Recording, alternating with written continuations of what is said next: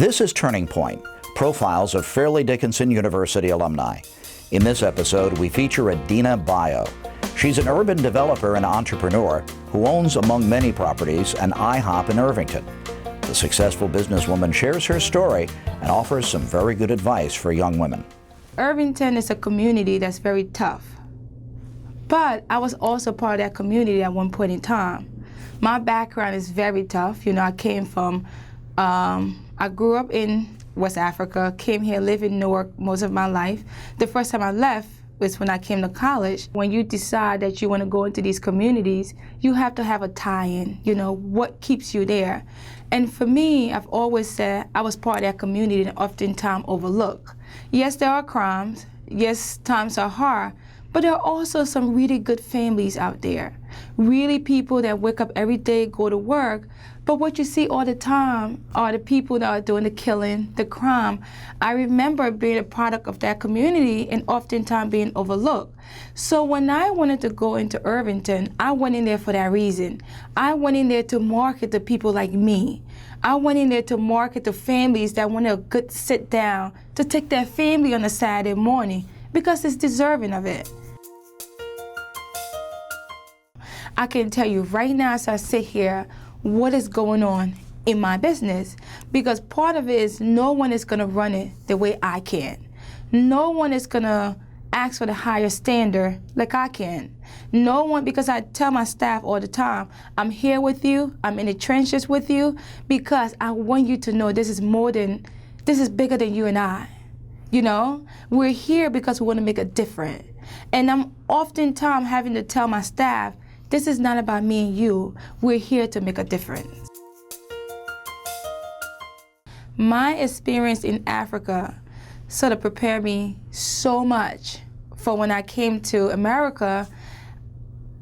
It was amazing. I oftentimes say life is hard in Africa, so I come here and I look at life here a bit easier. And at the time when I left my country, there was a civil war going on. So I sort of experienced all types of things going on in Africa. So when I came here, in a sense, and I saw all the opportunities that was afforded to me, I sort of felt like, wow, this is really good. I like it here, And I think nowhere in the world is my story possible than America. I was an RA here.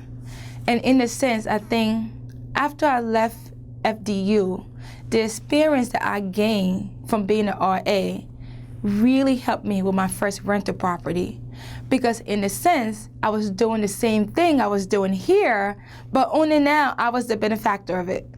When the tenant called, the sink is leaking, it's the same thing as the student calling me, Adenah, our sink is leaking. So in a sense, the experience here sort of helped me really, when I took on buying my own real estate, really gave me an insight. This is what you're supposed to do. You're supposed to take care of your property. Because in a sense, that's what I was doing here. I was taking care of the property for FDU.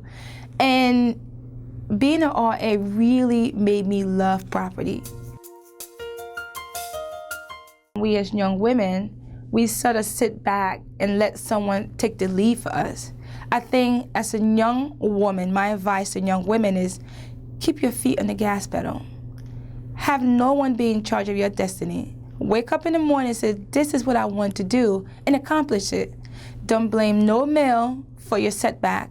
I think you sort of have to be in charge of it. You're going to have challenges. That's what life is. You're going to have things not go your way. You're going to have, a dream not really go the way you want it.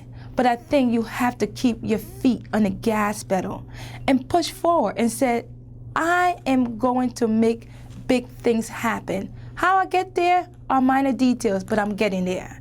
And I think that is my message to young women. Really, really keep your feet on that gas pedal and keep on driving.